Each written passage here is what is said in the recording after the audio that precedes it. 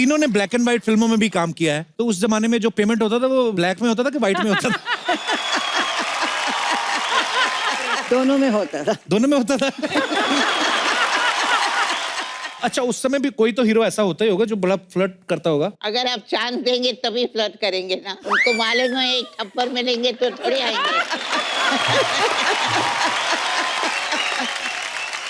Helen ma'am seriously अच्छा हुआ आप मुझे यही मिल गई कि आप शो में आ गई, वरना मैं तो आपसे मिलने आपके घर ही आ रही थी। कोई फायदा नहीं, पुराने कपड़े दान कर दिए उन्होंने। मैं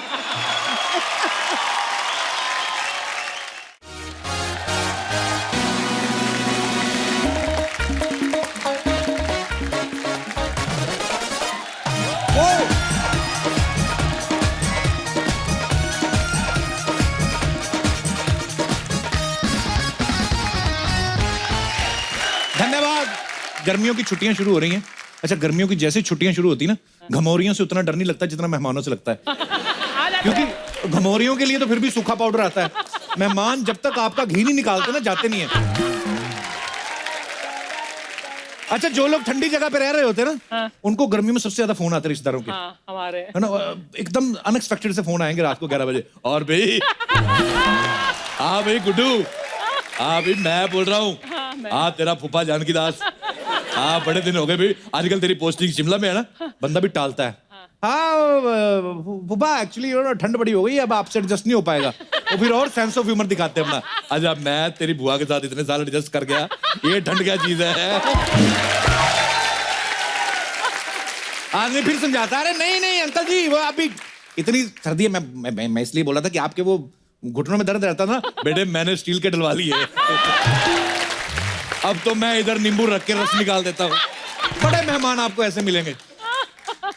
अच्छा, जो छोटे शहरों से कभी कभी आते हैं, जिन्होंने पहली बार एस्केलेटर देखा होता है, बड़े शहरों में जब कोई मेहमान आता है तो उनको मॉल घुमाने ले जाते हैं, क्योंकि छोटे गांव में तो मॉल होते नहीं है।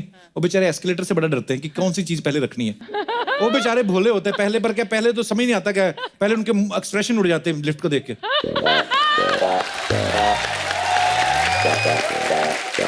उसके बाद फिर टाइमिंग खराब होती है, पहले हाथ रख, फिर हाथ खिंच जाता है, हाय। फिर पैर रखते, पैर निकल गया, हाय।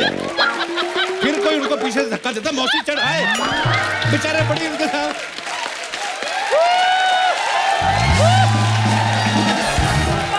और मॉल में भी देखना, जो घूमने लोग आते हैं, ये दिनेश का ताऊ है ना, मॉल में चला गया घूमने, सारी दुकानें छोड़ के ना लॉन्ड्री की दुकान के बाहर खड़ा हो गया, और जो मैनिक्विन नहीं लगी रहती है ऐसे, उनको यूं देख रहे हैं अंकल। इतनी देर देखा ना, हार के वो पत्थर की लड़की कहती, चाचा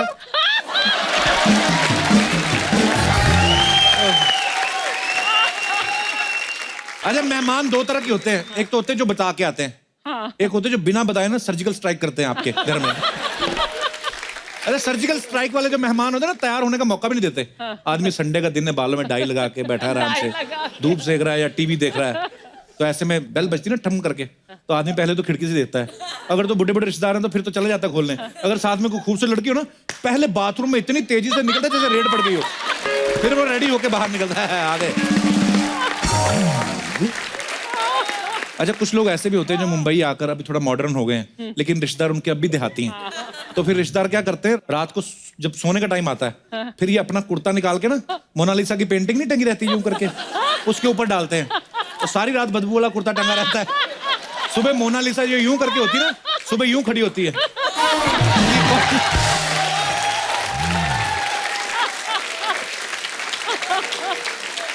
अच्छा, अपना बच्चा अगर घर के बेड पे थोड़ा सा पानी भी गिरा दे ना, तो माँ बाप थप्पड़ लगा देते उसको। मेहमान का बच्चा आके सुस्ती भी कर दे ना, अंदर से गुस्सा तो बड़ा आता है, ऊपर ऊपर से बोलते हैं बच्चे हैं, निकल आता है, अभी क्या करें।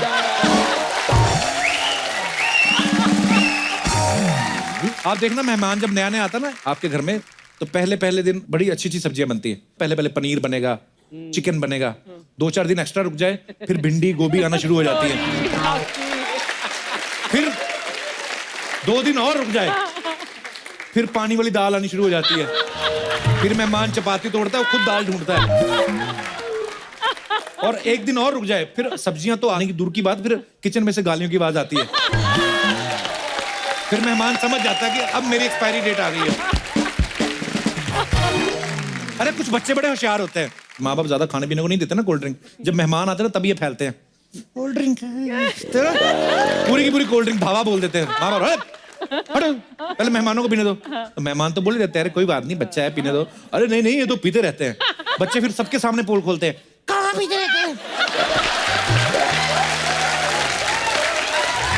वो आपकी बेइज्जती मेहमानों के सामने करेंगे।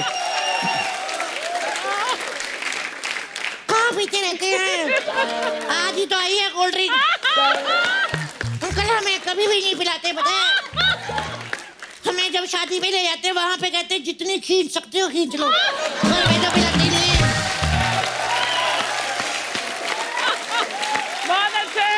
अच्छा जब भी घर पे मेहमान आते हैं ना, जो आदमी सबसे वेला होता है ना उसकी ड्यूटी लगती है उनको घुमाने फिराने की, क्योंकि उसके पास कोई और कोई काम है नहीं, स्टेशन से लेने भी वही जाता है छोड़ने भी वही जाता है। आप छोटे शहरों में जाओगे ना आपको वेले लोग बड़े मिलेंगे जिनको कोई खास काम नहीं रहता। अच्छा ऐसे लोग सबसे ज्यादा बिजी होते हैं, कहीं गन्ने की ट्रॉली निकल रही है ना उसके पीछे लटक जाते हैं, उधर 2-3 किलोमीटर दूर चले जाएंगे, फिर उसके बाद वापस वहां से कोई आ रही है उसके पीछे लटक के वापस आके पूरा दिन इसी में निकल जाता है। अच्छा कुछ तो इतने वेले होते हैं मैंने देखा है, कईयों के घर के आसपास रेलवे लाइन पड़ती है ना, उधर यार दोस्त बैठ के ना दो और कुछ नहीं तो रेल के डिब्बे गिनते रहते हैं, 1 2 3 4 5, फिर लड़ रहे होते हैं, अबे 13 थे अबे 12 थे, कोई बात नहीं अभी आधे घंटे बाद दूसरी आएगी फिर गिनते, फिर बैठ गए। अच्छा आप कुछ लोग इतने वेले होते हैं इनके दांत में कुछ अटक जाए ना, किसी ने कुछ चिकन खा लिया या कोई ऐसी चीज खा ली, सारा दिन ये नहीं कि फटाफट टूथपिक लेके निकालो, पूरा दिन उससे खेलते रहते हैं।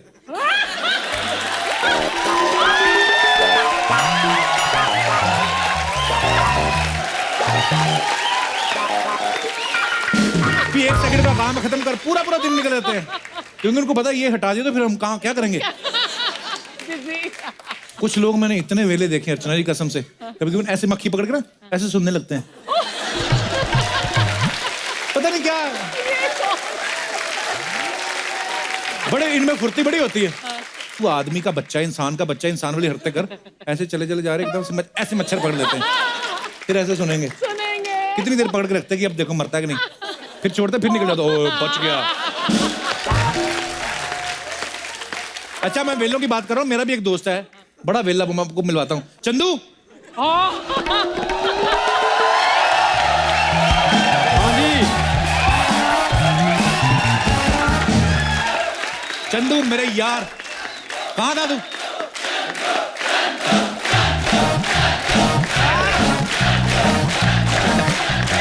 अच्छा मेरा आपसे हाथ जोड़ के निवेदन है ऐसे चंदू चंदू मत किया करो, फिर ये चैनल से लड़ता है, मेरी पेमेंट बढ़ाओ। अच्छा कहाँ था तू? और मैं बिजी था यार, बाहर क्या कर रहा था? वो गड्ढा भर रहे थे, मैं वो देख रहा था। वो तो तू कल देख रहा था। कल तो खोद रहे थे ना, मैं वो देख रहा था। मैं इसके बारे में जो बोलता हूँ गलत बोलता हूँ? ये हरकतें ऐसे करते हैं। क्या बात हो रही है? कौन देखता है? अभी गड्ढा खोद रहा है, खड़ा देख रहा है, बताओ बात क्या हुई है यार, बात तो बताओ। वेले लोगों की बातें कर रहा था मैं। जो इसकी मास्टरी है वेले लोगों के ऊपर, इसने पीएचडी की हुई है, क्योंकि खुद भी वेला है ना, क्या आपको बताएगा वेले लोग क्या क्या करते बताओ। अर्चना जी वेले आदमी से ज्यादा बिजी कोई होता ही नहीं है। अच्छा। हाँ जी, बिजी आदमी होता है ना, वो चलता होता है, उसको नहीं पता खुजली हो रही कि नहीं हो रही, सीधा चलते चलो वापस आ गए। वेले आदमी के पास टाइम ही बड़ा है, कभी यहाँ खुजली होगी, कभी यहाँ खुजली होगी, कभी यहाँ। ये तो ऐसे वेले कहते हैं, वेला वेला वेला पता कितना बिजी होता है, अपना थूक फेंक कर 10-10 मिनट उसे देखता रहता है। ये नहीं कि देख लिया आप आगे बढ़ो, नहीं और क्रिएटिविटी करनी शुरू कर देते हैं।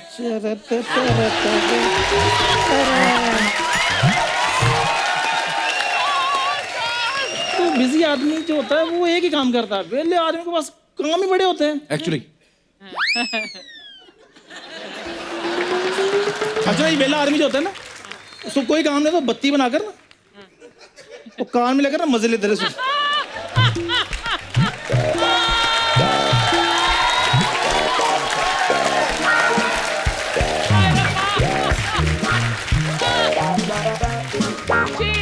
तुम एग्जाम देकर आए हो, रिजल्ट चेक कर रहे हो।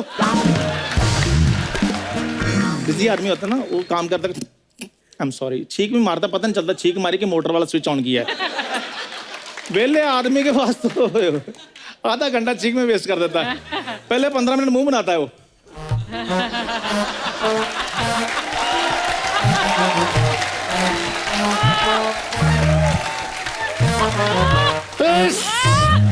फिर अगले 15 मिनट डायग्नोज करता है।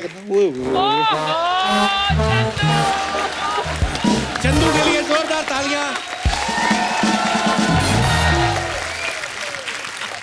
वेले आदमी जो होते हैं वो टाइम पास करने के इनोवेटिव आइडियाज होते हैं। मैं जानना चाहता हूं कौन कौन से आइडियाज हम सीखना चाहते हैं। जी मैम।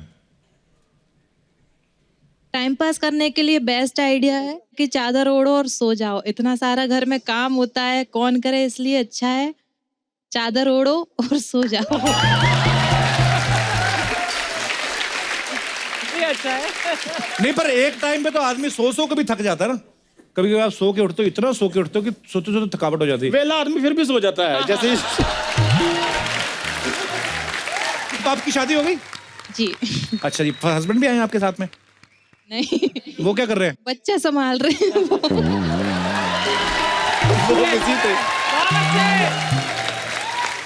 यार ये बड़ी अच्छी बात है, मुझे लगती है नारी शक्ति का जमाना है। बच्चे घर पे छोड़ आती हैं, पति संभाला, अच्छी बात है, वेरी गुड। कामचोर हूँ मैं।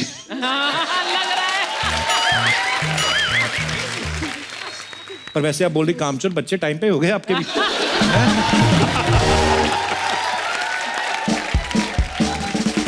चलिए बहुत अच्छा लगा आपके विचार जानकर।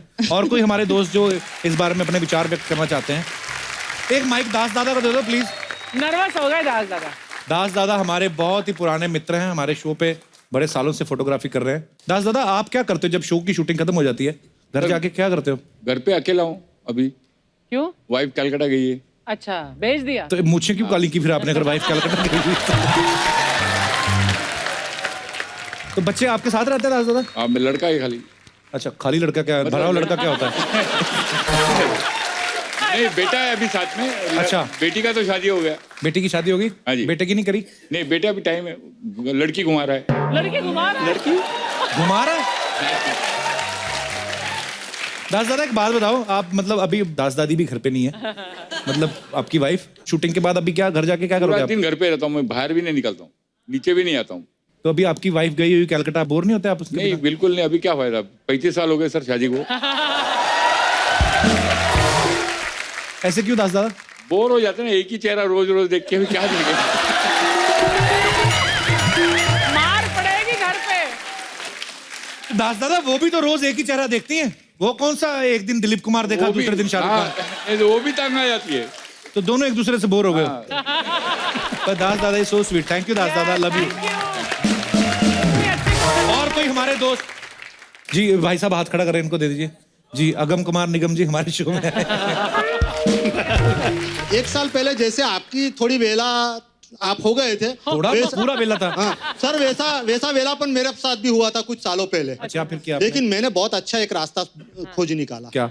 मैंने सर क्या किया कि मेरी बीवी के जितने भी रिश्तेदार हैं उनकी बुराइयां चालू कर दी। थोड़ा सा उनके बारे में उल्टा पुल्टा बोलो और फिर खामोश हो जाओ। किनके सामने? फिर वो उनके बोलती है। खुद के सामने। अच्छा। और क्या करो कि भाई पड़ोसन की साड़ी की तारीफ कर दो, पड़ोसन के खाने की तारीफ कर दो, या तो ऑफिस की किसी असिस्टेंट की खूबसूरती की तारीफ कर दो, फिर खामोश हो जाओ। फिर दिन भर जो कुछ है घर में ही कपिल शर्मा शो देखते रहो बस बैठ के। वाह बड़ा अच्छा आइडिया, इनोवेटिव आइडिया आपका। कहाँ से आए सर आप? सर मैं भरूच गुजरात से आया हूँ, क्रिमिनल लॉयर हूँ। अच्छा वाह वाह। और सर एक रिक्वेस्ट है, मेरा भाई भी मेरे साथ आया है, मेरी बहन भी मेरे साथ आई है, तो आपसे बहुत प्यार करते हैं, उनसे उनको जरा हाई कह दीजिए। कहाँ है? वहाँ पे मेरा भाई है और नमस्ते भाभी जी, है। कैसे हो आप? वो दो ठुड्डियों वाले आपके भाई? नहीं वो नहीं।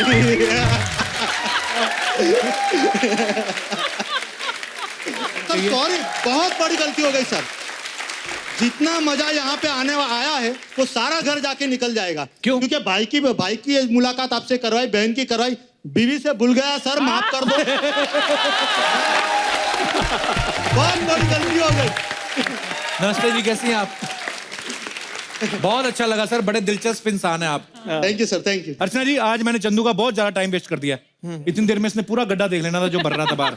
तो मैं चंदू के साथ देख के आता हूँ। आपका भी मन करे, वैसे बड़ी प्यारी लग रही है आप, लेकिन अभी मेहमान आने वाले हैं हमारे शो में, अगर आपको चेंज करना तो कर सकती हैं। वैसे बाहर खाना भी खुल गया। चलो भी Chandu, bye bye, thank you. चलो चलो चलो, इधर जा।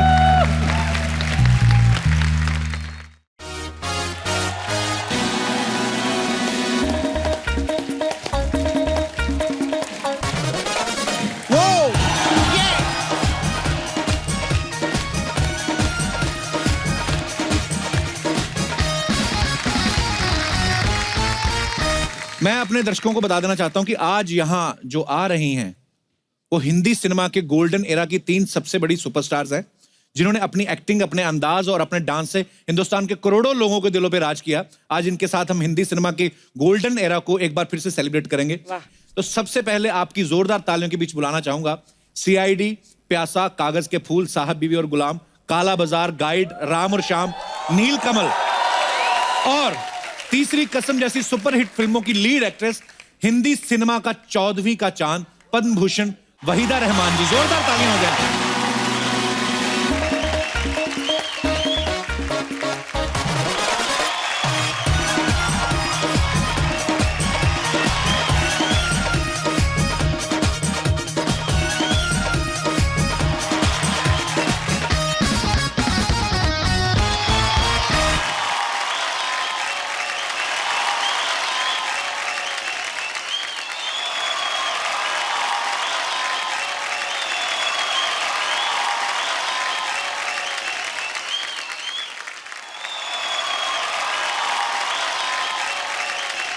वहीदा जी, आपका बहुत बहुत स्वागत है हमारे शो में। और सीरियसली आज मैं क्या कहूँ, हमेशा हम ये बोलते हैं कि 4 चांद लग गए, आज 4 लाख चांद लग गए हमारे शो को। एक्चुअली हमारी अर्चना जी जिंदगी में कभी किसी को देख के घबराई नहीं, आज रो रही हैं आपको देख के। ये मोहब्बत है आपके लिए। What's the matter with you? Why, my darling?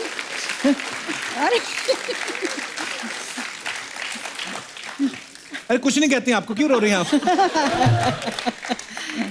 मैं डांटूंगी नहीं। आप डांट भी दे तो सर आंखों पर। You know,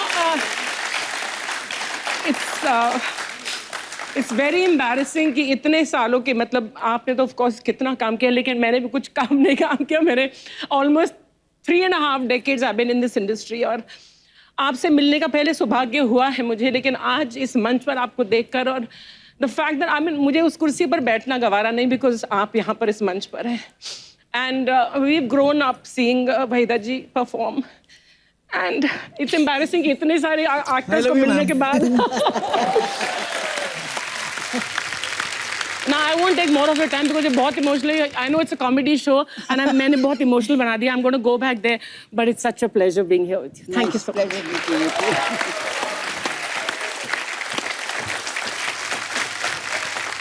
Waheeda ji please, आपका बहुत बहुत स्वागत है, यहाँ विराजमान हो जाइए। तालियां बजती रहनी चाहिए आपकी। आज की हमारी दूसरी मेहमान हैं वो जिन्होंने दिल दे के देखो, जब प्यार किसी से होता है, फिर वही दिल लाया हूं, तीसरी मंजिल, लव इन टोक्यो, 2 बदन, आए दिन बहार के, कटी पतंग, आन मिलो सजना जैसी सुपर डुपर हिट फिल्मों में काम करके अपने फन से करोड़ों लोगों को एंटरटेन किया। आ रही हैं गुड़िया जापान की the very beautiful Padmashri Asha Parekh जी। ओ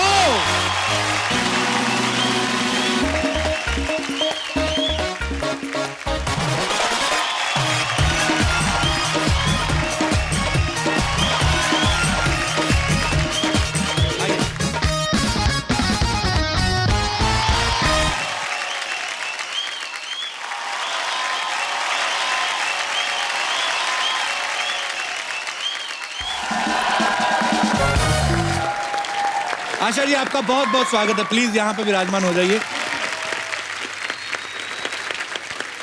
और आज की हमारी तीसरी मेहमान वो हैं जिन्होंने अपने डांस से पूरे हिंदुस्तान को अपना दीवाना बना लिया। ये एक ऐसी अदाकारा है, इनका एक गाना पूरी फिल्म को सुपरहिट बना देता था। गुमनाम, शिकार, ऐलान, कारवां, लहू के 2 रंग, शोले, डॉन और बहुत सी सुपरहिट फिल्मों में अपनी एक्टिंग और डांस से सबका दिल जीतने वाली, please welcome Padmashri Helen ji.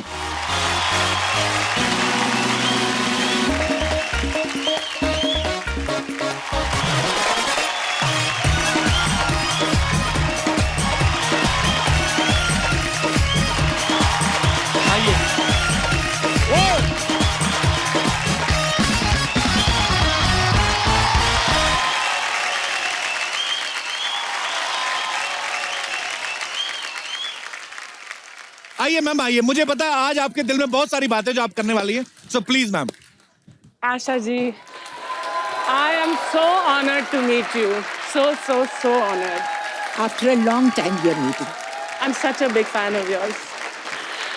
Helen ji, Hi, my darling. you know,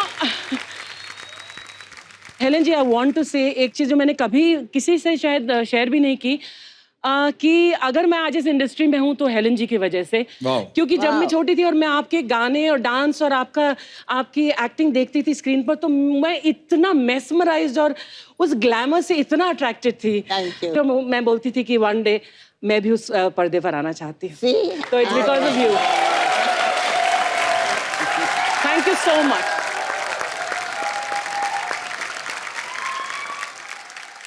Waheeda ji, पहले आशा जी से हमारी मुलाकात हो चुकी है, हेलन जी से भी मुलाकात हो चुकी है, पहले शो में आ चुकी हैं। उस समय भी हमने आपको याद किया था, लेकिन हमारे प्रोडक्शन हाउस ने ये बोला कि वहीदा जी यहाँ पे है नहीं, पर हमें पता नहीं कि बात सच्ची थी कि नहीं। आपको किसी ने फोन किया था कि नहीं?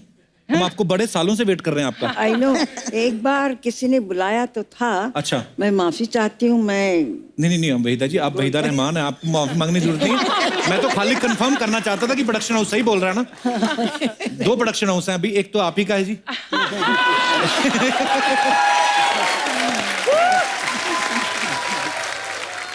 हिंदी सिनेमा में आपका कंट्रीब्यूशन जो है कोई भुला नहीं सकता।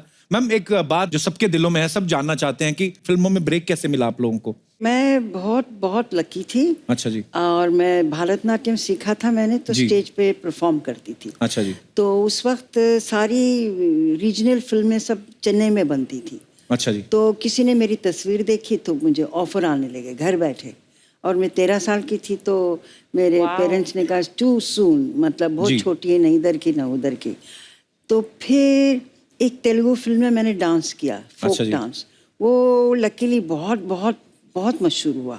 अच्छा जी। तो उसके बाद बस एक तेलुगु फिल्म थी, उसमें लीड रोल किया ऑपोजिट एनटी रामाराव, जो आंध्र प्रदेश अच्छा जी, जी, जी। सीएम थे।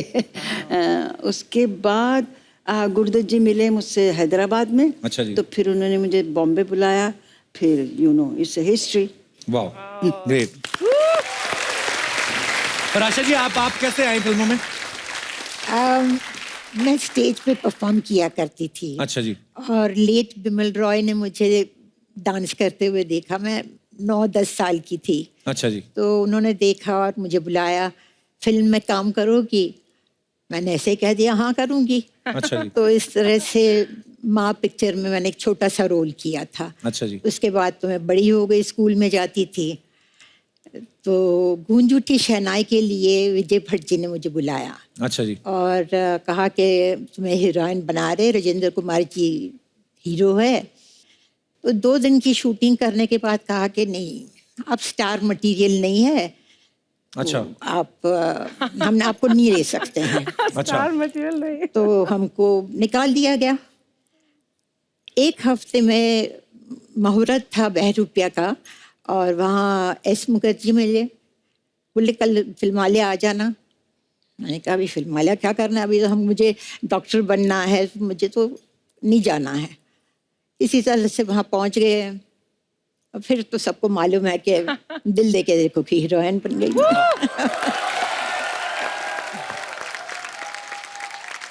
और हेलन जी, आपकी शुरुआत कैसे हुई थी? We were refugees from Burma. Okay. And during the war, we had to walk it for 9 months from Burma to Assam. I was very small. I was about 3-4 years old. Anyway, we came to India. God was great. And I went to school. And while going to school, I started learning Manipuri, a little of Bharatnatyam, and Kathak. Just the fundamentals, ताकि in case I was given a chance, I would know the stance of all these dances. उस ज़माने में कुकू जी बहुत बड़ी dancer and actress थी. अच्छा जी। And my mother requested her that मैं chorus में कम से कम join करूं, क्योंकि we needed the money very badly. We were living in one room. The Mori was in one room. और another thing I must tell you, जब भी गर्मी का दिन था, हम लोग चटाई को ठंडा करके जमीन पे लगा के नहा के, we never used to wipe ourselves, put our nightie and we go to sleep. Oh my God. So we've seen these lovely days, praise the Lord. Because of that, I'm here now. Thank you. कितनी अच्छी बात है कि हमारी तीनों जो legend artist हैं, तीनों बचपन से ही इतनी टैलेंटेड थी कि 9-10 साल की उम्र में आपको रिकॉग्नाइज किया गया। मतलब कमाल है। आज हमें आपको तीनों को एक साथ देख के बहुत खुशी हो रही है। तो आप तीनों ने ब्लैक एंड व्हाइट फिल्मों में भी काम किया है, उसके बाद कलर फिल्मों का दौर आया। तो उस जमाने में जो पेमेंट होता था वो ब्लैक में होता था कि व्हाइट में होता था? सॉरी, ये बचकाना सवाल पूछने के लिए। दोनों में होता था। दोनों में होता था। अच्छा मैम, जब ब्लैक एंड व्हाइट फिल्मों से कलर का दौर आया, उस समय आपको सबसे, मैं ये सवाल आप तीनों से, सबसे अच्छी चीज आपको क्या लगी जब सिनेमा जो है वो रंगीन हो गया? मुझे बल्कि ठीक नहीं लगा, क्योंकि उस अच्छा। वक्त लाइट बहुत ज्यादा इस्तेमाल करते थे। ओके। क्योंकि उनका फिल्म का एमल्शन कुछ कम था, ज्यादा था, something like that, technical thing. तो मुंह सारा जल जाता था। एक आइस बकेट में अच्छा। एक शामो लेदर कहते थे, उसको डाल के रखते थे, फिर मुंह पे लगाते रहते थे अच्छा बिफोर जी। The take. तो मैं कहती थी कहाँ फंस गए हम, इतनी ज्यादा गर्मी थी। और उस वक्त एसी तो थे ही नहीं कहीं भी, ना जी। कमरों में ना स्टूडियो में। तो बुरा हाल होता था। मैं तो कहती कलर में शुरू कर दी पिक्चर, हाय मर गए। अच्छा। और आशा जी, आपको अच्छा लगा जब रंगीन हो गया सिनेमा? पहली फिल्म जो मैंने की वो गेवा कलर की थी। अच्छा जी। हम हिंदुस्तानी, तो वो इतने बड़े बड़ी लाइट्स ले आते थे और वो लगा के, मुझे याद है, मुझे ऐसे खड़े रहना था, कैमरा यहाँ था और वो लाइट यहाँ थी। अच्छा जी। शाम को देखा तो ये पूरा जल गया था। बाप रे। रिफ्लेक्टर्स इतने लगते थे, रिफ्लेक्टर्स ऐसे होते थे कि मेरी आंखें लाल हो जाती थी। जी। और लोग कहते थे हाँ तुम्हारी आंखें लाल कैसे होती है? अरे भैया, शराब वराब पीती हो क्या है? तो अच्छा, इन्होंने कहा लाल आंखें, उस पे एक किस्सा सुनाओ आप जी, चाहें जी, जी। तो मेरी पहली कलर शूटिंग हुई जब 14 का चांद रिलीज जी। हुई, तो बहुत हिट हो गई थी। तो उस वक्त एक कलर का सिलसिला शुरू हो गया था। तो गुरुदत्त जी ने सोचा ये जो टाइटल सॉन्ग जो इतना मशहूर हुआ है, उसको रीशूट करते हैं कलर में, फिर अच्छा रिलीज जी। करेंगे। तो वही किया उन्होंने। फिर दोबारा उनको सेंसर करना पड़ा, तो दिखाना पड़ा। सेंसर बोर्ड ने कहा जी वो एक शॉट वहीदा जी वो मुड़ के देखती, वो काट दीजिए। ऐसे क्यों? मैं ऐसे ही हूँ, बस सिर्फ मुड़ के देखती हूँ। तो इन्होंने पूछा क्यों क्यों क्या है इसमें खराबी? तो बोले जब वो मुड़ के देखती उनकी आंखें लाल हो गई। तो अच्छा। हाँ साहब, लाइट बहुत है तो लाल होगी। जैसे इन्होंने कहा नहीं, इसमें शी लुक्स वेरी सेंशियस। अच्छा। हाँ, तो फिर गुरुदत्त जी ने कहा साहब ये मियाँ बीवी का सीन है और कुछ नहीं, ना लिपटे ना झिपटे ना हाथ पकड़ा, बेचारी यूं से यूं देखा।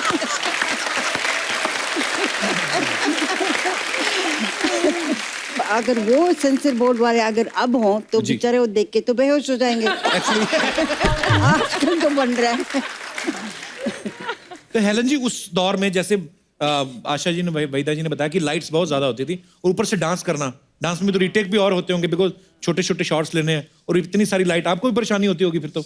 I was very happy that it was in color ji. because my costumes were very colorful. Ji. I could wear those feathers and I could, ji. you know, and I looked much better. So for me, color was lovely. Kapil, मैं जैसे आप सबने बोला कि इतनी गर्मी वगैरह, and then हम तो आज वैनिटी वैन मिलती है हमें और हम लोग इतने एयर कंडीशन कंट्रोल एनवायरनमेंट में शूट करते हैं।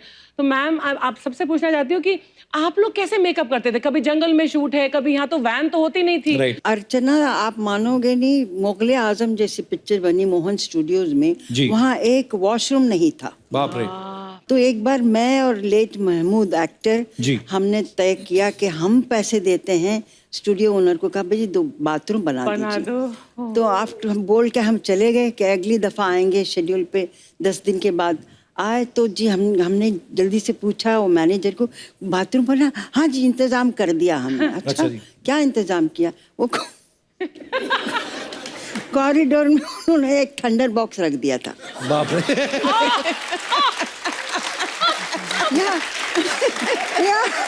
I said, oh my God, it's so terrible. बाप रे, कितना मुश्किल होता होगा उस समय, सारा दिन शूट करना, वॉशरूम ही नहीं है। हमने वॉशरूम पानी नहीं पीना है। छोड़ दिया था। कि स्टूडियो सुबह जाओ, से शाम पानी मत पियो। तक बाथरूम नहीं जाते थे। Oh my God. घर जाके बाथरूम जाते अभी थे। तक माशाल्लाह कितनी अच्छा है। हाँ। सीरियसली एक्चुअली आदमी को रोमांटिक सीन करना हो और ऊपर से बाथरूम आया हो तो आदमी कहाँ निकलेंगे एक्सप्रेशन एक्चुअली। सो हेलन जी को डांसिंग क्वीन, पता नहीं बहुत सारे ऐसे टाइटल दिए गए थे, ऐसे नाम दिए गए थे हेलन जी। जैसा कि मैंने पहले कहा कि एक ही गाना कभी कभी हेलन जी का पूरी फिल्म पे भारी पड़ जाता था। तो हेलन जी दूसरी जो हीरोइन होती थी फिल्म में और आप आके एक गाने में वाह वाही लूट लेती थी, तो उनको जेलसी फील नहीं होती थी कि आ गई हेलन जी अब ये सारा मेला लूट के ले जाएंगे? By the grace of God, I've been very good with all the heroines in the movie. They loved me, literally, they cared for me. There was no jealousy. I worked with Asha ji. Were you jealous of me? No.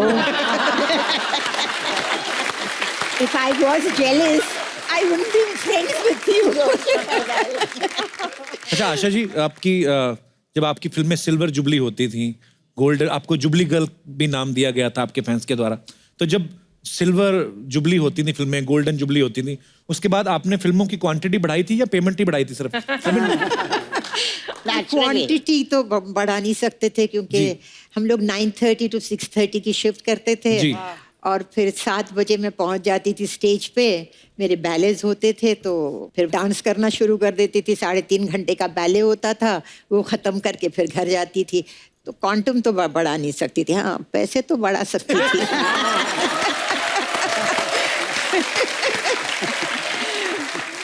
Asha ji, आपने तकरीबन सब stars के साथ काम किया है, जी। तो आपको अपनी जोड़ी सबसे ज्यादा किसके के साथ अच्छी लगती थी? मेरी पहली फिल्म शम्मी कपूर जी के साथ थी। अच्छा जी।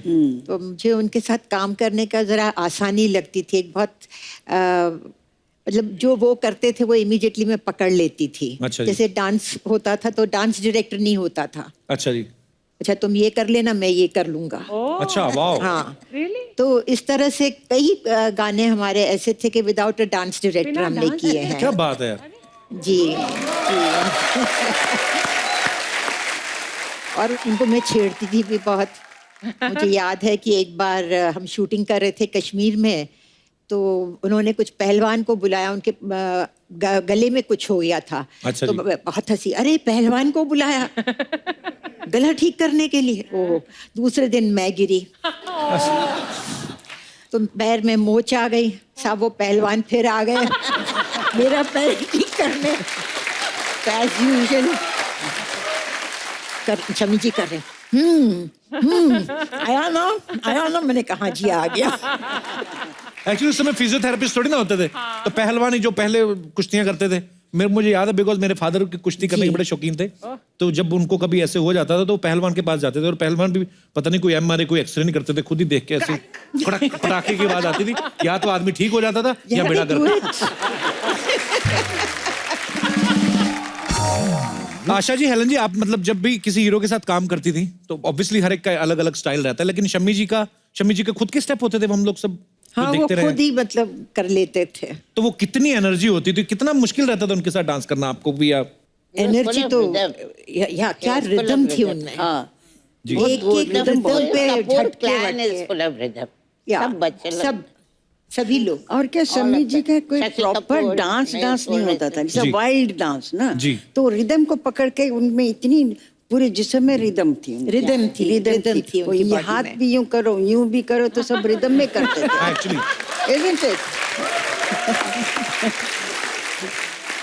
अच्छा वहीदा जी, ऐसे हमने सुना है कि जब आप फिल्मों में आई थी तब आपका नाम जो है वहीदा रहमान नहीं था, कोई और नाम था। नो ऐसे पता नहीं क्यों अफवाह है ये? अफवाह है। असली नाम मेरा वहीदा रहमान और वहीदा रहमान ही था। अच्छा जी। हाँ। मैं आज ही इनको बाहर निकालता हूँ जिन्होंने ये मुझे बोला ना।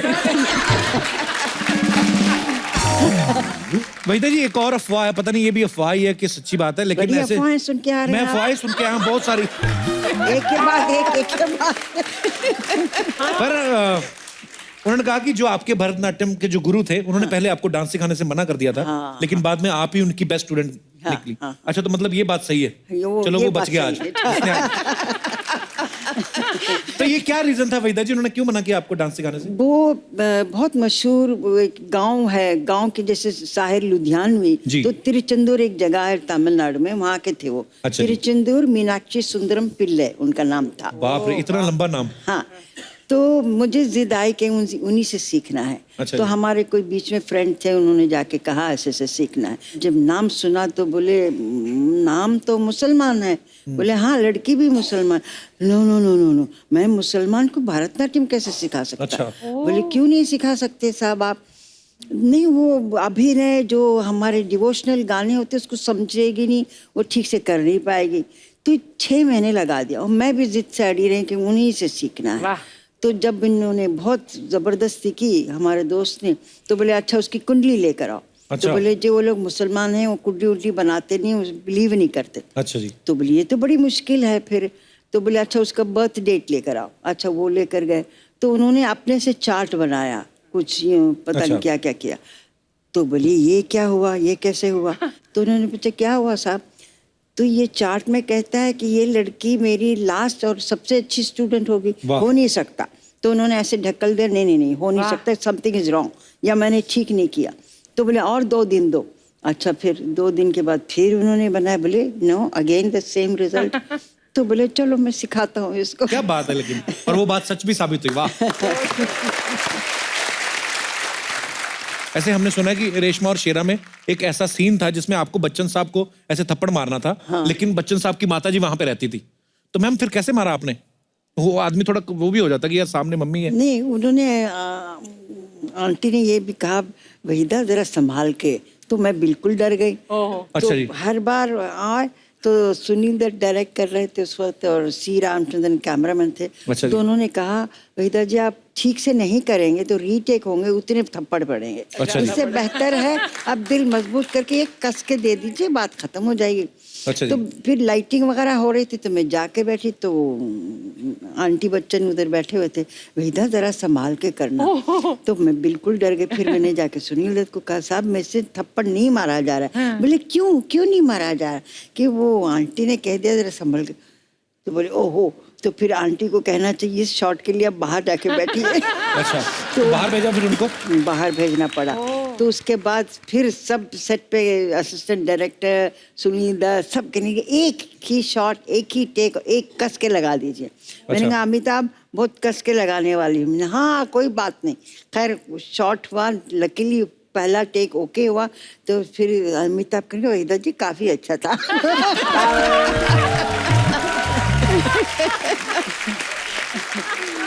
मैम उस समय जब आपके कोई क्रेजी फैन आता था तो आप कैसे हैंडल करती थी आशय? सेट पे शूटिंग देखने आ जाते होंगे, आपके घर के बाहर आ जाते होंगे कहीं? घर के बाहर एक चाइनीज आदमी आता था। चाइनीज? हाँ। अच्छा जी। तो वो मतलब आके घर के बाहर दरवाजे के बाहर ही बैठ गया। अच्छा जी। तो बोले मैं यहाँ से जाऊंगा नहीं, मैं आशा पारेख से शादी कर ही जाऊंगा। अच्छा। मैंने पढ़ा था ये।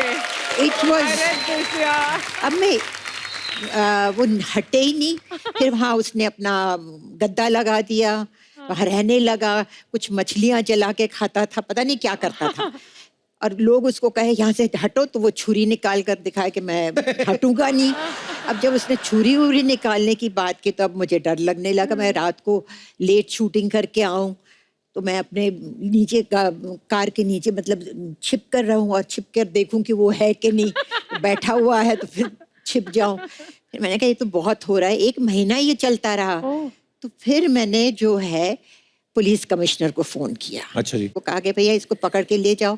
उसको पकड़ कर ले गए जेल में। वहां से उसने मुझे पोस्ट कार्ड लिखा। अच्छा। कि मुझे ये लोग ले गए हैं, प्लीज मुझे बाहर निकालो। बेल भी आप ही कराओ। मैंने कहा अंदर तो मैंने डाला है तुमको। मैंने कहा अंदर तो मैंने तुमको डाला है, मैं तुमको आके बाहर निकालूं? मैं पागल हूँ क्या? फिर पता नहीं कहाँ चला गया, मुझे नहीं मालूम। You're looking out for him now. No बाबा। हेलन जी आपके साथ कभी नहीं हुआ ऐसा? हुआ होगा जरूर। एक बहुत अच्छी फैन थी, अच्छी फैन, अच्छा जी। थी ओहो। आशा भोसले। अच्छा, वाह। एक दिन आशा जी ने मुझे उनके शो पे बुलाया। I was a guest. अच्छा जी। तो बातें बातें में उन्होंने कहा कि हेलन जी वहाँ बैठी है। Then I waved out and I did that. Helen ji, Asha ji मुझे बोल रहे, हेलन जी अगर मैं मर्द होता है तो मैं आपसे शादी करती। वहीदा जी आपको भी तो कभी ऐसा कोई ना कोई क्रेजी फैन मिला ही होगा कभी जिन्होंने तंग ही कर दिया आपको? हाँ, देखिए हमारे ज़माने में जब जवानी में सभी होते हैं, सबके फैंस होते हैं। एक हर रोज़ कुछ 12-15 सफ़े का एक लेटर आता था। अच्छा जी। उसमें वो लिखते थे कि मैं आर्किटेक्ट हूँ। मैं सोचो ये आर्किटेक्ट हैं तो इनकी इतनी फुर्सत कहाँ मिलती है, वो हैंड रिटन। ये नहीं कि टाइप हो, या उस वक्त मोबाइल नहीं था, कंप्यूटर नहीं था, हैंड रिटन लेटर। फिर कहते थे एक दिन याद रखिए आप, ताजमहल क्या मैं उससे बढ़ के बनाऊंगा, क्योंकि मैं आर्किटेक्ट हूँ।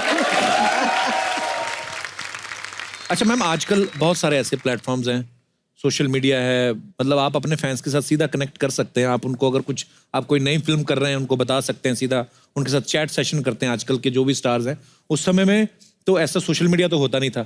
सो बहुत सारे सवाल हैं जो हमारे दर्शकों के मन में, वो मैं आपसे पूछना चाहता हूँ। आप तीनों उनके जवाब दे सकते हैं। आपके टाइम पे जो फिल्में बनती थी, उनमें सबसे ज्यादा स्टाइलिश हीरो कौन था? आप तीनों जवाब दे सकती हैं। स्टाइलिश हीरो जी। मेरे कैटेगरी में जो देवानंद थे। अच्छा जी, फिर देव साहब। शम्मी कपूर थे। शम्मी कपूर साहब, वाह क्या बात है। आशा जी आप? मुझे लगता है फिरोज खान। फिरोज साहब, जी जी, फिरोज वाह। खान। हेलन जी, आप तो खुद इतने स्टाइलिश नहीं, लेकिन आपको कौन स्टाइलिश हीरो लगता था? देवानंद। देव साहब, वाह। उस समय शूटिंग पे सबसे ज्यादा लेट कौन आता था? राज कपूर। राज कपूर साहब। सब आप सब सहमत हैं आशा जी? आप ये बड़ा टेढ़ा सवाल है। मगर आते थे लेट। मैंने 2 पिक्चरें की उनके साथ। अगर 9:30 से 6:30 तक की शिफ्ट होती थी जी, तो वो 2 बजे आते थे। अच्छा जी। तो फिर आधी शिफ्ट चली गई, फिर लंच खा के फिर आराम करके उठ के अच्छा। तो फिर मैंने प्रोड्यूसर को कहा आप 2 से 10 की शिफ्ट की रखिए। अच्छा जी। दोपहर के 2 से रात के 10 से। बोले हाँ अच्छा आइडिया है, चलो वो कर दें। तो वो 2 से 10 बजे की शिफ्ट रखते थे, तो वो 6 बजे आते थे। फिर एक दिन उन्होंने, मैं कहती थी क्या राज जी मैं बैठ बैठ के थक जाती हूँ। नहीं सॉरी। एक दिन मिल्क कॉलोनी में शूटिंग थी, तो मेरे प्रोड्यूसर ने कहा वहीदा जी आप घर से मत निकलिए जब तक मैं फ़ोन नहीं करूँ। आई फील गिल्टी, आप बैठी रहती हैं वहाँ, क्या करें। मैंने कहा अच्छी बात है। तो फिर फ्रैंटिकली फ़ोन आया, उस वक्त मोबाइल नहीं था, कुछ नहीं। निकलिए जल्दी निकलिए। मैंने कहा क्या हुआ? बड़ी सुबह 7 बजे राज जी आउटडोर में बैठे हुए हैं। मैंने कहा राज जी 10 बजे। बोले मैं बदनाम हूँ कि मैं लेट आता हूँ, मैं बैठा हूँ, आप अभी आई हैं, अभी आपको मेकअप करना है, बाल बनाने कितनी देर लगेगी? मैं कितनी देर बैठा रहूँगा? मैंने कहा मुझे जिंदगी भर बिठाते थे, अभी आप बैठे रहिए। ऐसे कौन से एक्टर थे जो दूसरों के डायलॉग चेंज करवा देते थे? ऐसा कोई था? मैंने एक पिक्चर में काम किया था जिसमें कृष्णा करके कोई विलन था। अच्छा जी। तो वो क्या होता था 7 to 2, 2 to 10 की शिफ्ट होती थी। तो मैं 2 to 10 की शिफ्ट में उसकी शूटिंग करने जाती थी। अब वो 6 बजे तो वो सारे डायलॉग उल्टे बोले। अच्छा। हाँ, वो बोले कि जैसे ये था कि शल्लो तुम कीचड़ में खिला हुआ कमल हो, तो वो बोलेगा शल्लो तुम कमल में खिला हुआ कीचड़ हो। तो एक दिन ये हुआ, अच्छा बिकॉज मैं बहुत बड़ी स्टार थी, तो पूरे सेट पे सन्नाटा। तो उसने कहा क्या हुआ? अरे भाई तुम क्या बोल रहे हो? तो बोले क्या बोल रहा हूँ? तो बोले तुमने ये डायलॉग बोला है। अच्छा मैंने ऐसा बोला, सॉरी हाँ फिर से करते हैं। फिर वही बात। अच्छा। हर चीज में, मतलब वो सुजीत कुमार के साथ था कि शल्लो के साथ मैं सुहाग रात मनाऊंगा। वो 6:30 बज गए थे, तो कहने लगे कि शल्लो की जगह मैं तुम्हारे साथ सुहाग रात।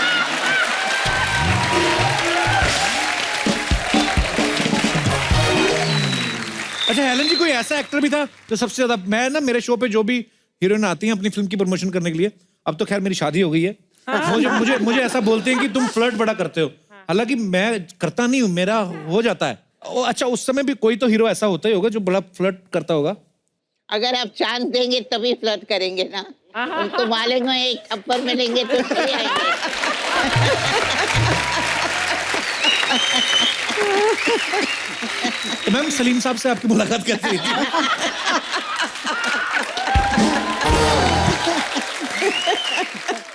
ये सलीम साहब का नेक्स्ट प्रोग्राम होगा तो भी आप पूछ लेना। दोबारा बुला लीजिए दोनों को। दोनों क्यों, तीनों। हाँ जरूर जरूर Salman's mother is there. Definitely ma'am, we would love to ma'am. बाकी भी समथिंग। मैम यहाँ पे ना कुछ आपके हार्डकोर फैंस हैं जो आपकी फिल्मों के, आपके स्टाइल के इतने दीवाने हैं, तो उसी आज स्टाइल में बैठे हूँ, मैं उनको बुलाना चाहता हूँ। प्लीज आइए, आप जरा मंच पे आइए।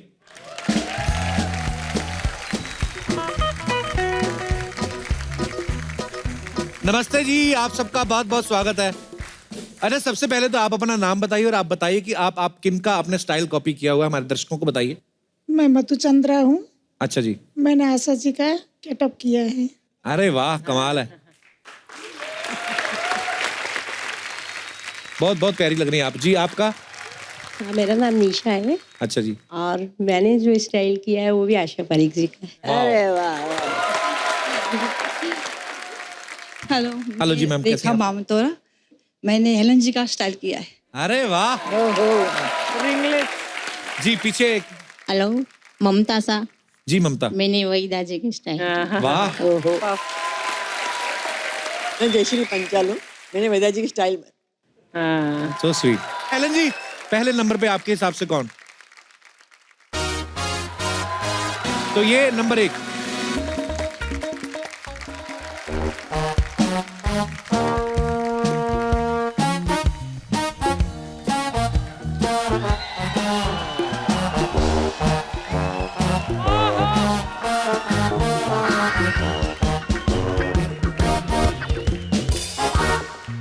कितने जा रहा है? गुड्डू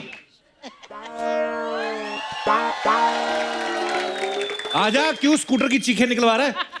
ये मैम हमारे पड़ोसी हैं, बच्चा यादव, उनका बेटा है गुड्डू। अच्छा।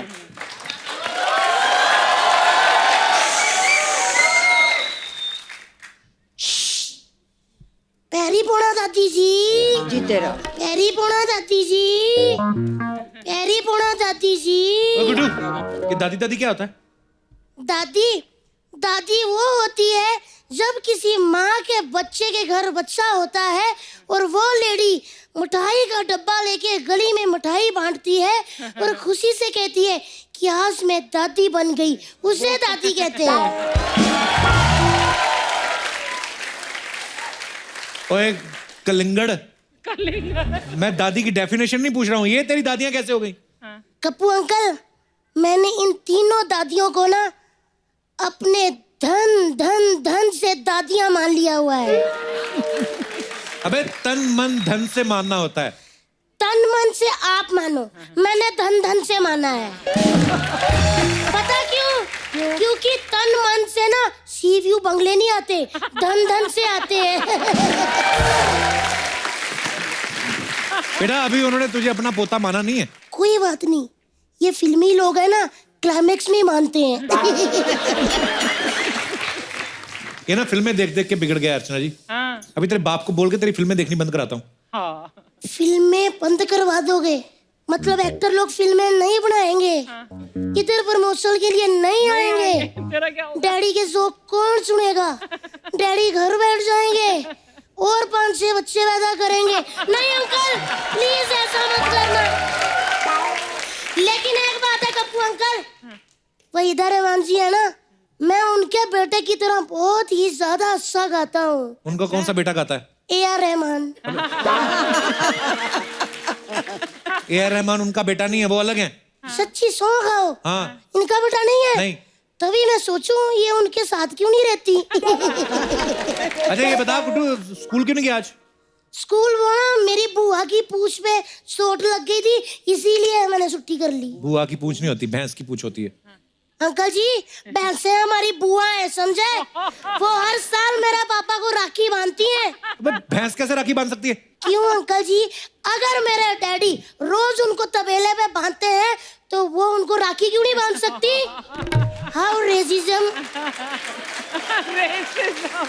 अच्छा फालतू की बातें इससे जितनी मर्जी करा लो। अभी मैं स्कूल के बारे में कुछ पूछूंगा ना, पढ़ाई के बारे में, इसकी बोलती बंद हो जाएगी। वाह गुड्डू, ज्यादा बात तेरी पढ़ाई पे सवाल उठा है। मैं तैयार हूँ कप्पू अंकल, क्या सवाल पूछते हो? अच्छा बोलो। बता,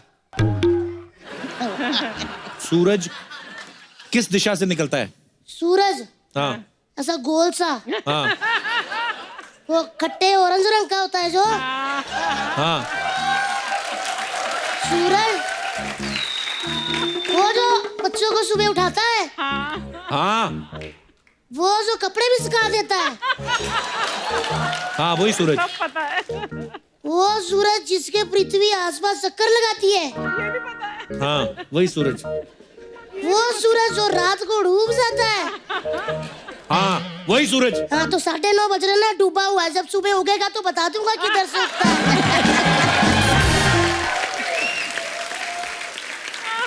देखा, पढ़ाई लिखाई पे बिल्कुल ध्यान नहीं इसका, ऐसी बातें करता है। मैं इतना टैलेंटेड बच्चा हूँ ना अर्चना जी, मुझे पता था मेरी दादी जा रही हैं, इसीलिए मैंने 70s की फिल्मों पे ना ऐसे लिखा हुआ है।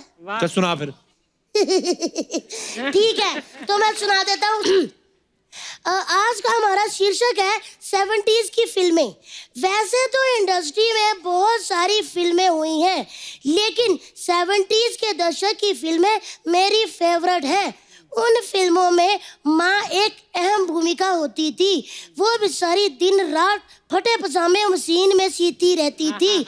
अभी ये जांच चल रही है कि इतने सारे पजामे कौन फाड़ता था।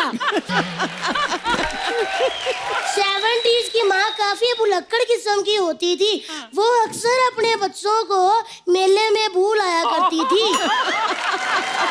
फिर उन फिल्मों में अक्सर एक लाला होता था जो अक्सर औरतों के कंगन की कलेक्शन रखने का शौक रखता था। वो प्राय गरीब औरतों के कंगन गिरवी भी रखता था। उन फिल्मों में काफी काली घांसी, काली पहाड़ी और कालिया नामक शख्स होते थे। उन फिल्मों की माएं एंड में जाके अपने बच्चों को बताती थी कि उनके बाप का कातिल कौन है, ताकि फिल्म क्लाइमैक्स में पहुंच सके। धन्यवाद।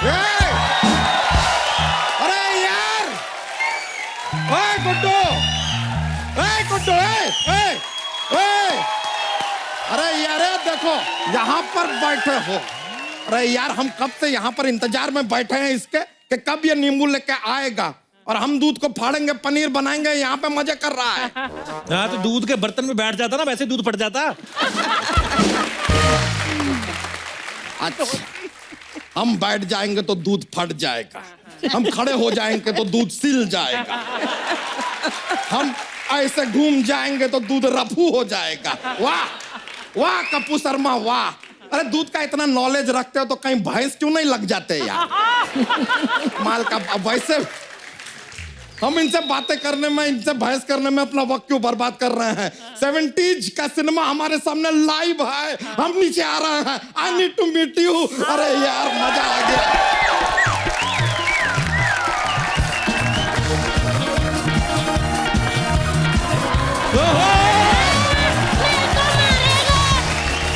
अरे यार, अरे बाप रे, नमस्कार नमस्कार। अरे यार मजा आ गया यार। क्या बात है अर्चना जी। इस मोहल्ले से जितना हमको निराशा था ना, आज सारा दूर हो गया। पूछे क्यों? अब मोहल्ले में आ गई है आशा जी, तो किस बात की निराशा जी। आशा जी, वहीदा जी, हेलेन जी, आपको हमारा प्यार भरा नमस्कार।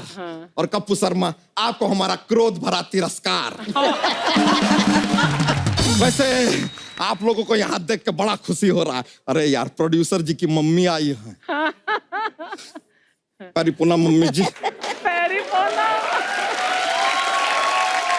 देख रहे हैं आप कप्पू शर्मा जी, पहले पापा आए थे, फिर भाई को भेजा, अब मम्मी आई है। पूरा नजर रख रहे हैं हम पर। एक मम्मी और है, दूसरी मम्मी भी आएगी। अरे वो भी आएंगी, सही बात है। वैसे मम्मी जी, अगर शो में कुछ भी गलती हुआ हो, कुछ ऊंच नीच हुआ हो, कुछ भी अगर रॉन्ग आपको लगता हो तो इस आदमी को ब्लेम कीजिएगा। हम अपना तरफ से पूरा मेहनत कर रहे हैं। बिल्कुल। हम तो इतना ज्यादा मेहनत कर रहे हैं कि आपको क्या बताएं। हम अपने बच्चे का होमवर्क भी आजकल चेक नहीं करते, खाली जोक्स बनाने में अपना पूरा फोकस लगाते हैं हम। ताकि क्या है कि स्पॉन्सर सारे के सारे खुश रहें। आपको सच बता रहे हैं मम्मी जी, हम और हमारी ये चोटी इस शो के लिए हमेशा दिन रात खड़े रहते हैं। आशा जी, वहीदा जी, ये बातें तो चलती रहेंगी, आप लोगों के लिए हम कुछ गिफ्ट लेकर आए हैं। क्या? दे सकते हैं? आशा जी, जी। आपके लिए ओहो, कटी पतंग। दिस इज ए कटी पतंग। ये वहीदा जी आपके लिए कागज के फूल। Thank you. और हेलेन जी, आपके लिए हम लाए हैं स्क्रिप्ट। अबे ये तो खाली है। हाँ, तो ये अपने साथ घर पे ले जाएंगी, सलीम जी इस पे लिखेंगे और फिर ये हमें वापस लाके देंगी। याद है कि सलीम जी को अगर हम डायरेक्टली अप्रोच करेंगे तो हमसे बहुत ज्यादा पैसे मांग लेंगे या हमें चाटा भी मार सकते हैं। ऐसे वहीदा जी, अभी कुछ दिनों पहले ना हमारे मामा जी का ऑपरेशन हुआ था, तो उनके गुर्दे में से ना आपके वो सनम निकले। कौन से सनम? वो पत्थर के सनम।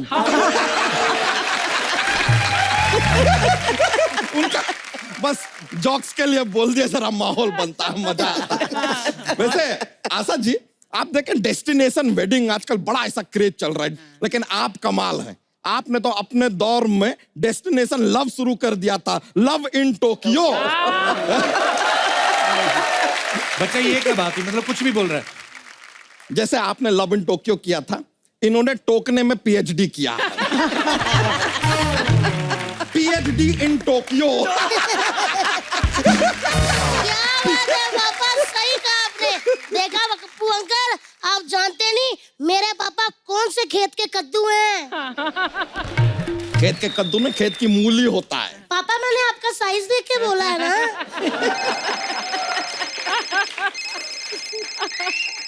किसका बजा? ओए ओए। किसका बजा? मेरा नहीं बजा। ये मेरा फोन बजा। अच्छा। अरे चलो छोड़ो, अजीब बच्चा है यार। कभी कभी तो हमें शक होता है, इजी माइन। चोटी देख ले। फिर बाद में ऐसा चोटी को देख के कंफर्म हो जाता है कि मैं भी। वहीदा जी, आपने वो फिल्म किया तीसरी कसम। अच्छा जी, आपने वो फिल्म किया तीसरी मंजिल। तो ये मतलब डायरेक्टली तीसरी कैसा? ये दोनों फिल्मों का पहला 2 पार्ट तो आया ही नहीं, हमने देखा नहीं मतलब। पापा जी बस करो यार, आपकी बातें सुन के ना मेरे को नींद आई जा रही है। अच्छा, रात को तो सोता नहीं है तू, अभी तुझे नींद आई जा रही है? हाँ तो रात को कैसे सोऊं, आपस में मच्छर लड़ते रहते हैं। हाँ तो दूसरों की लड़ाई के बीच में क्यों पढ़ता है तू? और अगर पढ़ना ही है तो किताबें पढ़ जो हमने लाके दी है तुझे। बस पापा बस, इस भरी महफिल में इतने बड़े लोगों के पास आपने मेरी बेइज्जती करवा दी है। मैं आज गुड्डू यादव, बच्चा यादव की फैमिली से बायकॉट करता हूँ और खान फैमिली के साथ अपना संबंध बनाता हूँ। आप हमारे इस गठबंधन को स्वीकार कीजिए। धन्यवाद।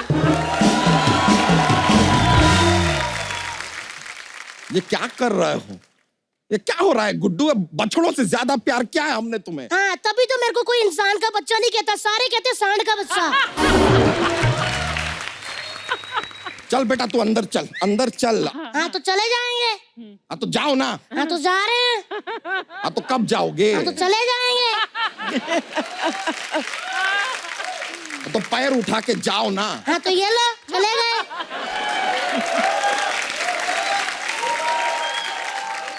ऐसे जाओ, ऐसे ऐसे जाओ। मैं सांड नहीं हूँ, ऐसे जाऊँ, हीरो हूँ, बाइक पे जाऊंगा अपनी। आप घर आओ जरा, मम्मी कुछ कैप लगाता हूँ आपकी, आपके थोड़े पर निकल आए ना भैंसे। अरे जाओ यार जाओ, और जो बोलना है मम्मी से बोलो। हम क्या हो, डरते हैं क्या हम मम्मी से यार? जरा सा ऐसे घुटनों पे आ जाएंगे, हाथ जोड़ेंगे, गिड़गिड़ाएंगे तो आंसू निकलेंगे, मम्मी माफ कर देगी यार। That is right. Go John. वैसे हमारे ये बच्चे ने काफी गुस्सा दिला दिया, माय एलोपॉजी फॉर दैट। लेकिन क्या माहौल को अच्छा करने के लिए हमारे पास एक जोक्स का पिटारा रहता है। अगर आप कहें तो जोक्स पेश कर दे, पेश कर दिया जाए तो ठीक है। कपूर शर्मा आप हमको बताइए, शोले फिल्म के क्लाइमैक्स में कौन मरता है? अमिताभ बच्चन के धर्मेंद्र? अमिताभ बच्चन। हकीकत में धर्मेंद्र मरते हैं। अबे चल, अबे चल क्या हम इंफॉर्मेशन दे रहे हैं? हकीकत अलग फिल्म है, उसमें धर्मेंद्र मरते हैं।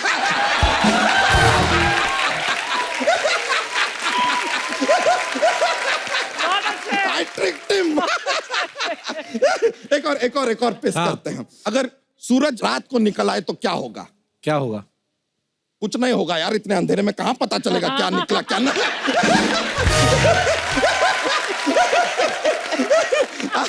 चलिए हम भी चलते हैं, हमें जरा हिसाब चुकता करना है जरा गुड्डू के साथ।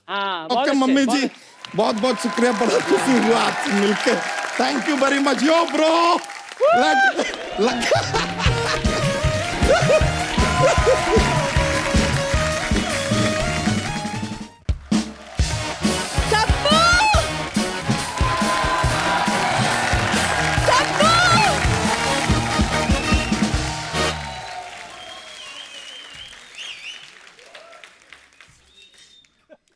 वहीदा मैम,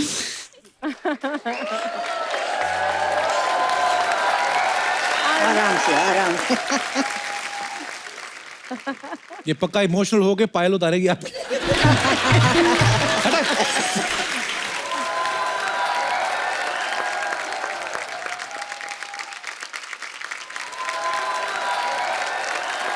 हेलेन मैम,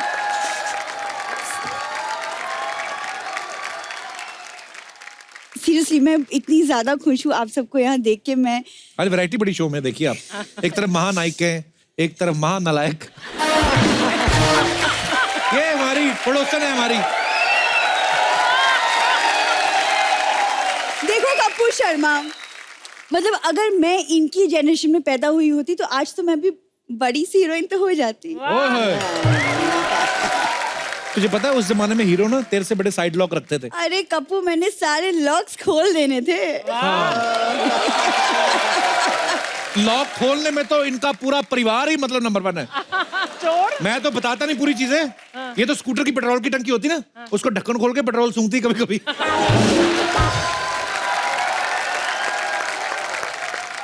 खानदान खानदान खानदान इतना बोलते रहते हो मेरे खानदान के बारे में। अच्छा इतना बता दो, मेरे खानदान में कितने लोग हैं? 2 लंगूर हैं, एक सेकंड हैंड तोता, एक बुजुर्ग लोमड़ी है तेरे। मैं सबको जानता हूँ। मेरा जन्म चिड़ियाघर में हुआ है, ये भी बता दो। चल झूठी के सर्कस में हुआ था।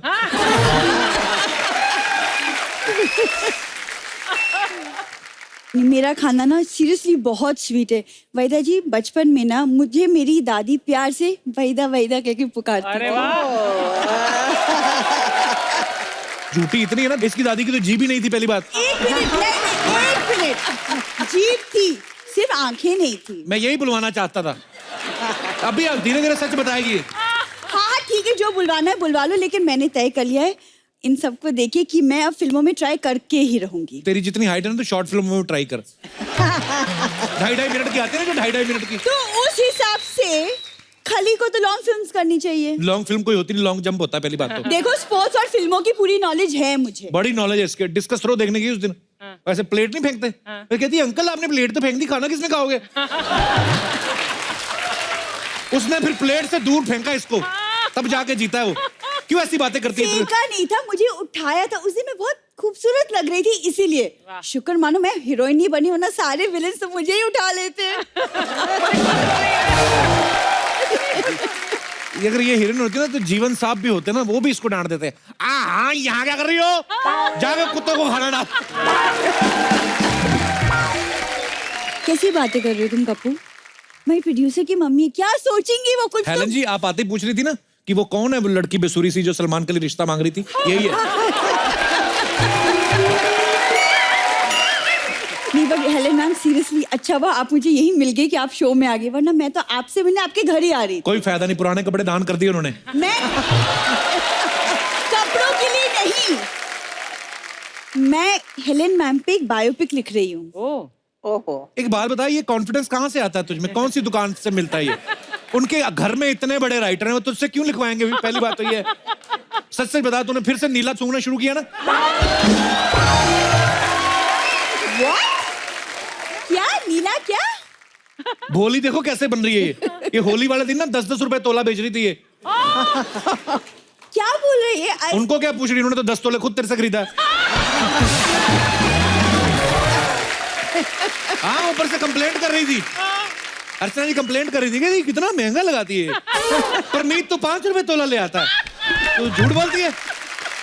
तुम मुझे बायो टूथपिक बनाने दोगे या नहीं? तू एक काम कर, माचिस की तीली ले, उसको तीखी कर, उसकी टूथपिक बना। बायोपिक तेरा है कोई काम?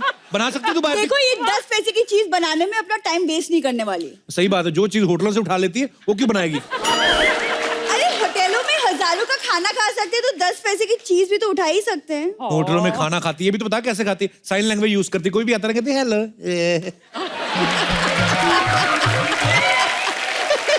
ये तुम अगर हमें 2 मिनट बिना इंटरप्ट किए अगर हमें अपना कुछ बोलने दोगे तो हमें ये सब करना ना पड़े बाहर जाके।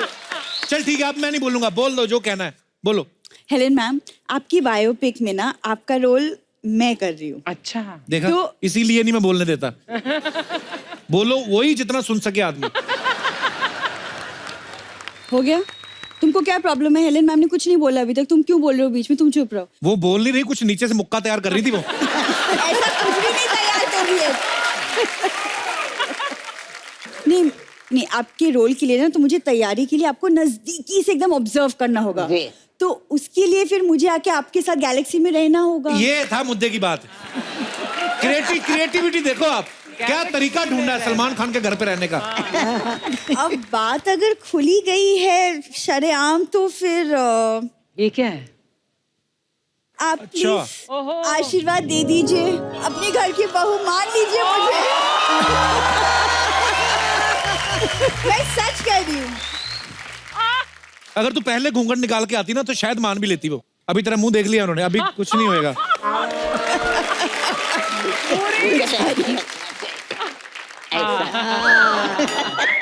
आपको अच्छा लगेगा आपकी बहू शाम को ऑटो वाले के साथ ताश खेलेगी?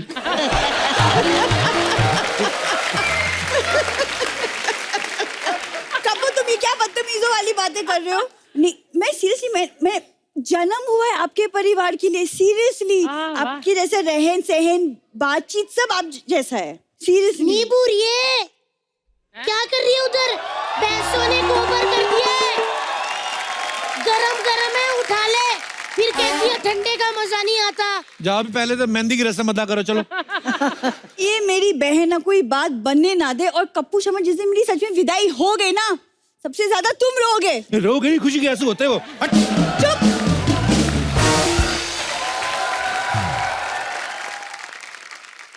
Please like, subscribe and click the bell icon to get new Kapil Sharma and other fun show video updates.